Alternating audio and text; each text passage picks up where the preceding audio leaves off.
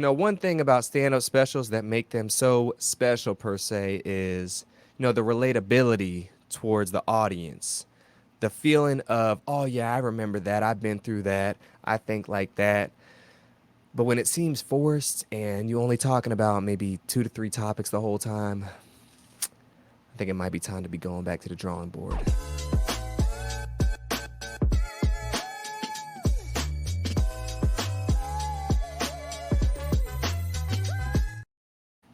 Welcome back, y'all, to the DeAndre Way. I appreciate y'all for joining. Make sure to subscribe to the DeAndre Way. We on our way to 2K. We getting there soon, shortly, and hopefully by the end of the month. It is August now. This is the first review of August. And if you want to support the channel, make sure to become a member. $5 a month. It really goes a long way. The link is in the description below. So we'll get right into it, y'all. I recently watched the Joe Rogan Netflix special, Burn the Boats. This is the first comedy special that I am reviewing.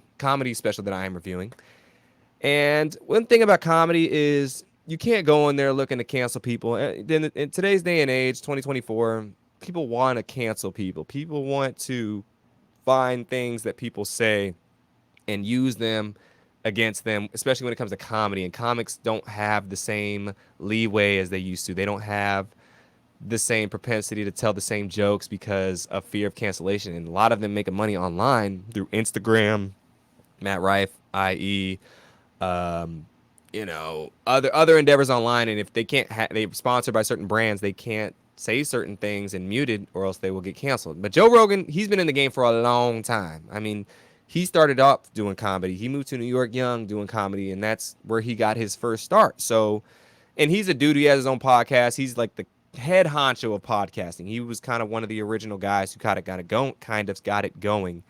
And I admire him in that retrospect. I love Fear Factor growing up. Um, that's kind of when he, still young and got things going. I'm not. I don't listen to his podcast all the time. Sometimes I've checked it out a few times. He rambles a lot, goes off topics, tangents, this, that, and the third. Where you just pop in 1 second and he's talking about spaceships. The next he's talking about cowboys. The next he's talking about COVID-19. Like there's a whole bunch of just random things he just goes off topic a little bit about, and he has a sense of humor to where you gotta just. I'm a type of guy where I'm not the type of person trying to cancel people. I'm not the type of person to try and pick every little thing somebody says apart and use it against them. I laugh at a lot of different things and pretty much everything. I laugh at myself all the time. And with comedy, you got to be able to laugh at yourself. And if you're watching it and you're getting offended by certain things, then I think you need to check yourself a little bit. Now, does that mean I think his special was great? No. I don't think it was that good because he only talked about a few topics. He talked about COVID-19. He talked about, he did a lot of gay jokes. I think the whole 60 to 70% of it was gay jokes, and I was getting bored of that pretty quickly. The first 15 minutes, I was just like, what is he talking about? A lot of screaming, a lot of yelling, which I never really seen Joe Rogan's podcast stand up before. I'm not familiar with it. So I don't know if that's what he always does. He's pretty loud and abrasive the whole time. Like there's not a good flow. I think it was just up here the whole time, and the crowd, you could tell, they were laughing at every tiny little thing he said, like things that weren't even funny. So it was his suitable crowd. I mean, he lives in Texas now, as he said, and I believe the show was in San Antonio.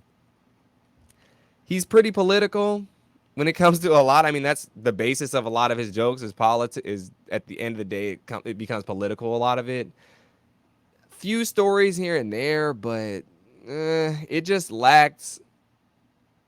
It just lacked connection for me. You know, I'm all about the jokes and whatnot, but you got to switch it up.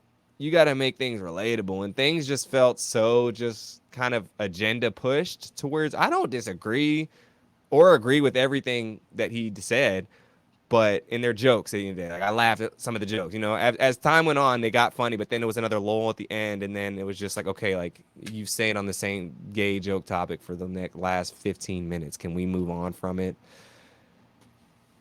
I would give it probably a 5 out of 10, and that might be being generous. Like I said, I like Joe Rogan and his podcast. I think Joe Rogan's great because he speaks out and speaks his mind and says what he feels, not says what he wants to do, not says things to pander to the public and make his platform bigger and just say what everybody else is saying and not what's really everyone else is thinking. So I applaud him for doing that because some of the things he said was jokes. Jokes have a hint of reality in them, and some of the things he said, it was funny because it was kind of true, but it just lacked cohesiveness to me. It lacked, diversity in the jokes.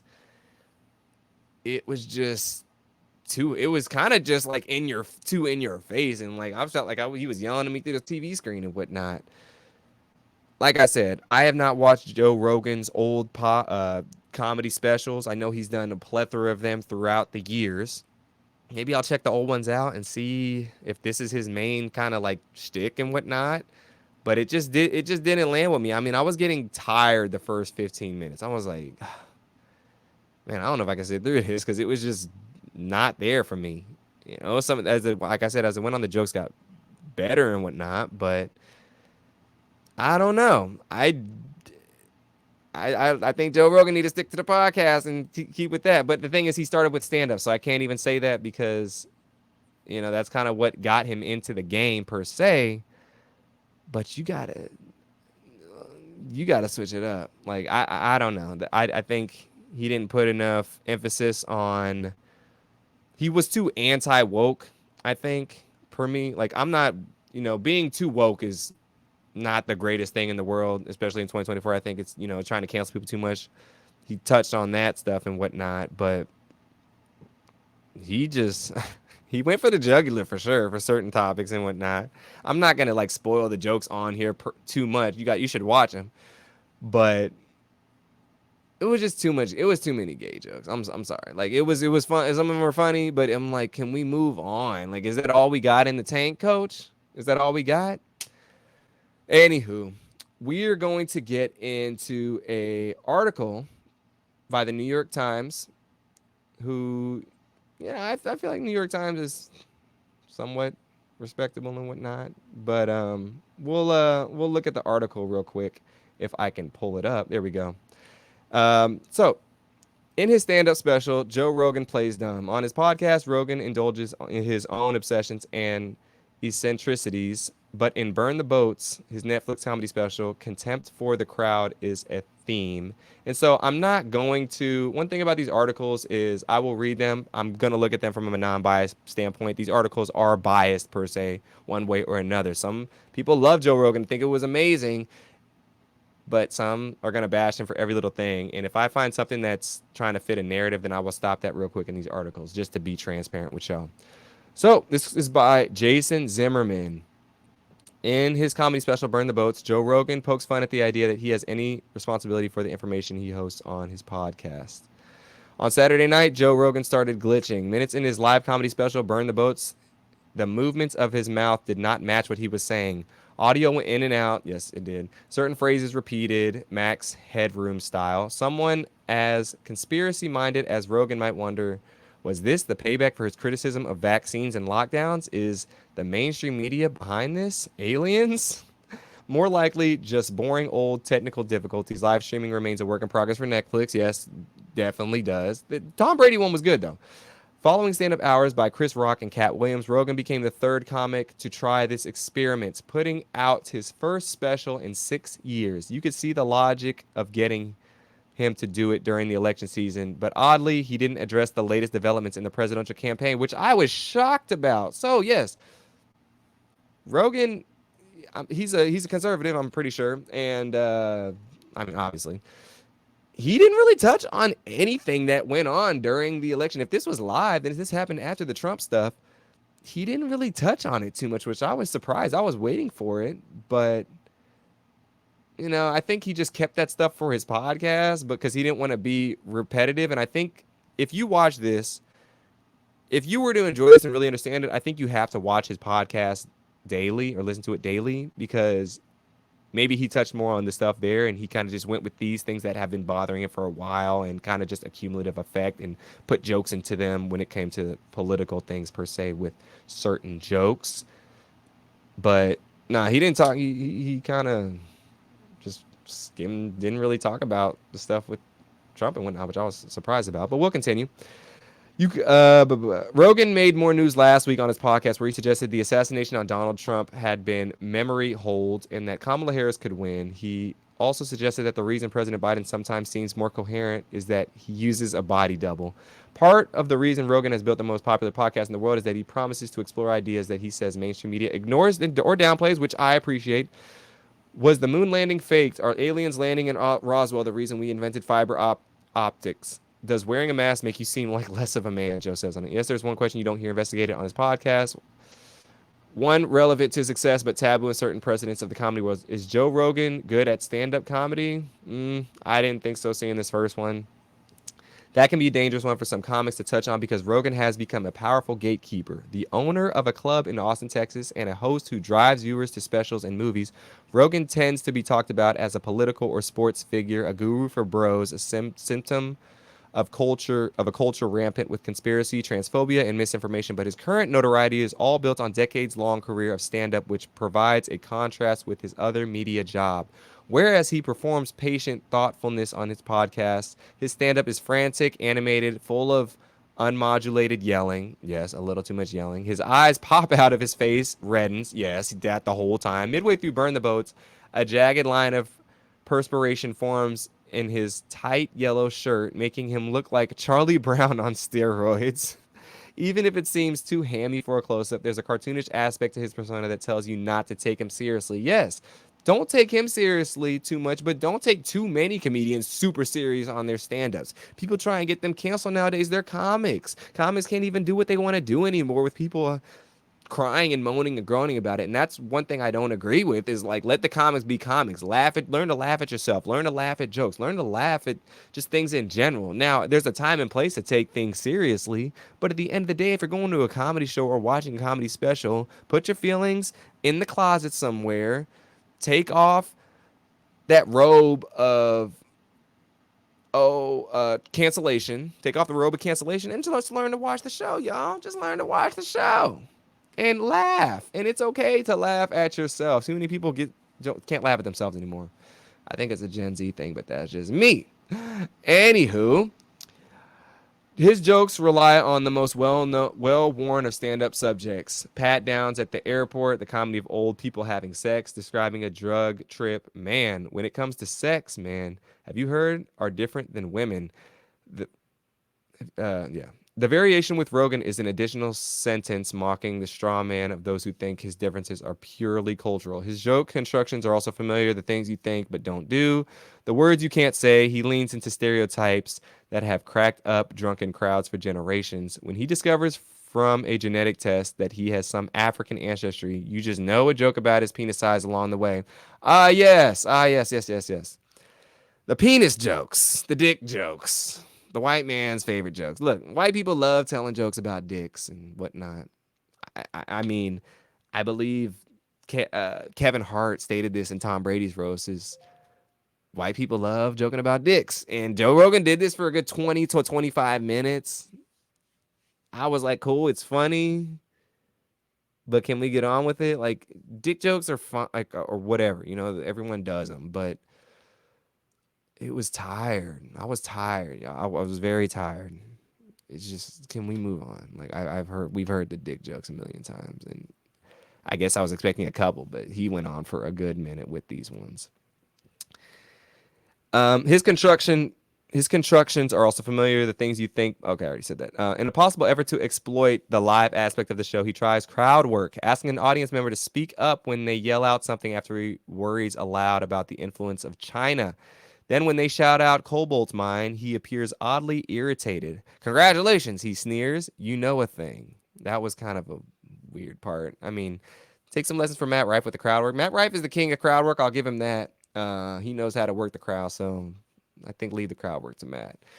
Contempt for the crowd is a theme. He pokes fun at the idea that has any responsibility for the information he hosts on his podcast. If you're getting your vaccine info from me, he asks, is it really my fault? In one of his more persuasive self-deprecating riffs, he says the funniest way for him to die would be from COVID. The memes would never end, he says. It will surprise no one that Rogan brings up getting canceled, and that reminds the crowd that it's just jokes. Like I said, it's just jokes, comedy, etc. This, of course, is key to his brand, the dangerous comic bucking conventional wisdom. Annoy the scolds and owning the libs.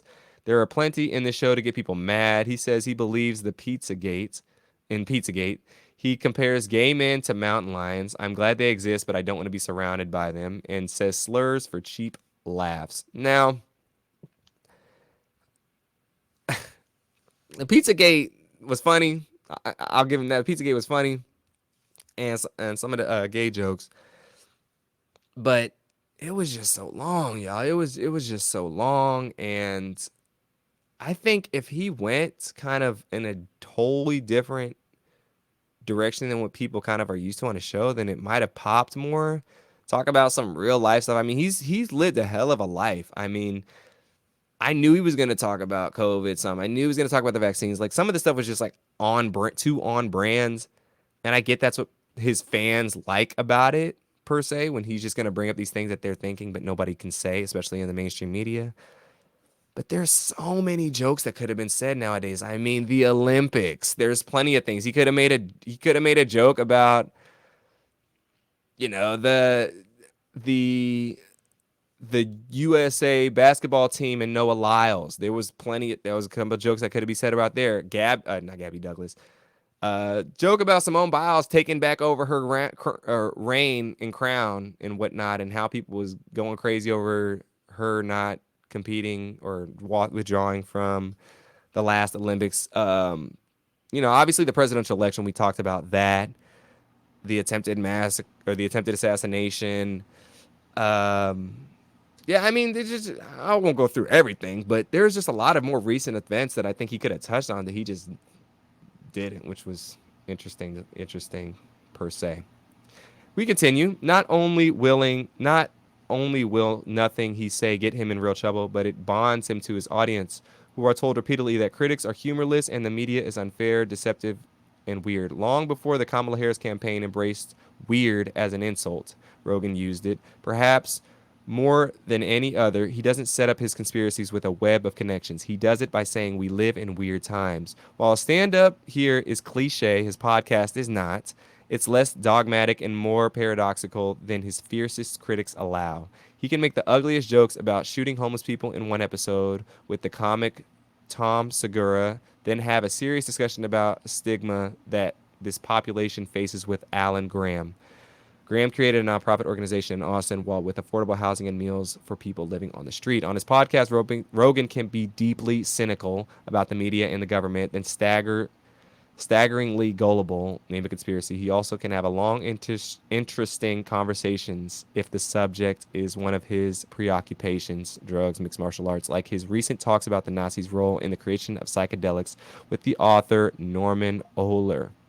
This is a long article. We almost done, though. Rogan is interested in ideas on his podcast, where his new special, he prefers playing dumb. He describes his mind wandering when talking to Elon Musk, who he calls the smartest person alive, which might be the most unintentionally effective troll of the special. Huh, Elon Musk. Everything's drowning right now in the stock market, y'all. Don't check the stocks right now. Just let it ride. Just let it ride, and we gonna get back up there.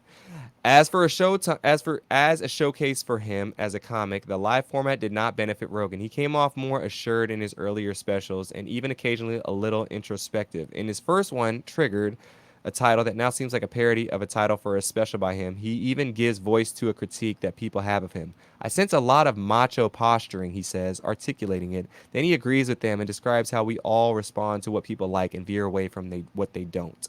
Rogan has found a podcast audience that likes his conspiracies and picking culture wars battles with the left.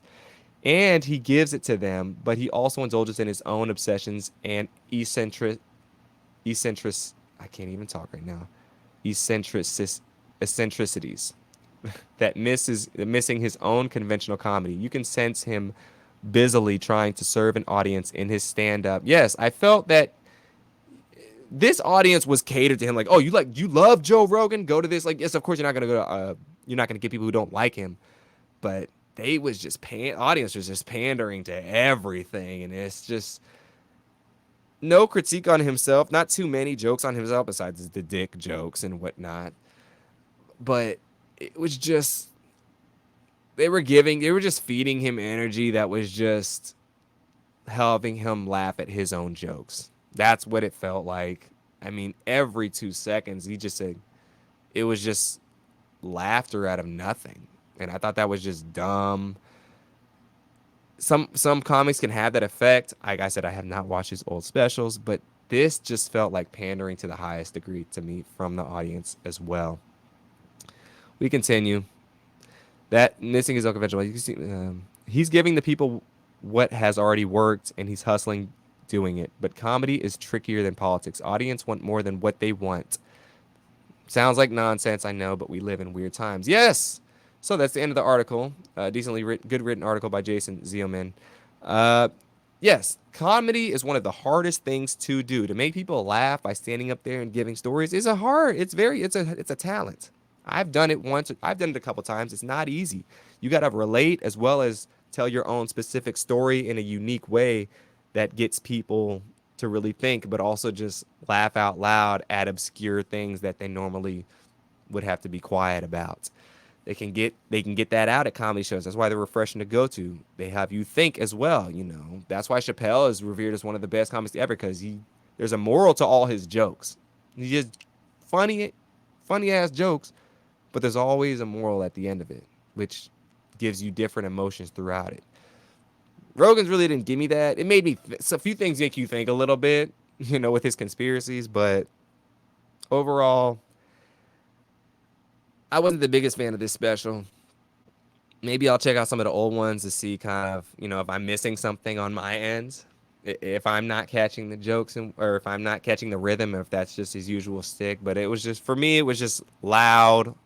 It dragged on a little bit with certain jokes and whatnot. There was no cognitive like rhythm, high, low, high, low. It was just all just high. So it felt a little abrasive at times and just abrasive in my face. Not the jokes per se, but just like I was just like chill out. Like this dude's screaming at me for a whole hour. But yeah, you guys check it out. Tell me what you think about the Joe Rogan Burn the Boats comedy special. I didn't think I'd be doing a Joe Rogan comedy review per se. Like I said, I like the dude and what he has built, and I respect him heavily for his podcast game. He is, one to be revered in that essence. But I don't know. Has Joe Rogan lost it when it comes to comedy and his attributes towards the people when it comes to that, and his, connectivity with the audience?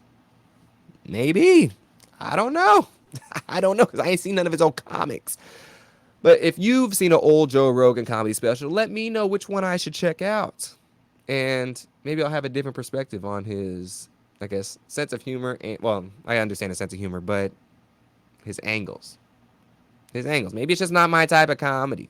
Maybe it's not. Not everybody's for everybody. But thank you guys for this review of Joe Rogan's Burn the Boats comedy special. And till next time, y'all, peace, blessings, and have a wonderful rest of your day.